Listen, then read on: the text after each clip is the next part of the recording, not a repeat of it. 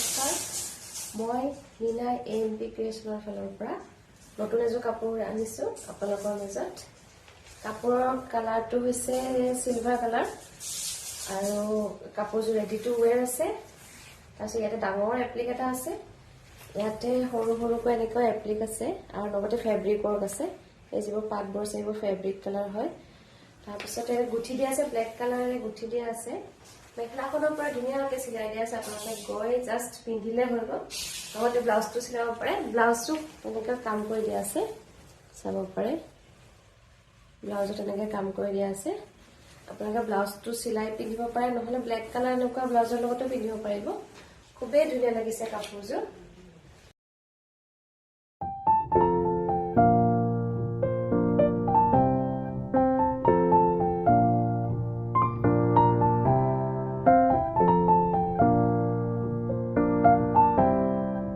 কেনেকুৱা লাগিছে বাৰু যদি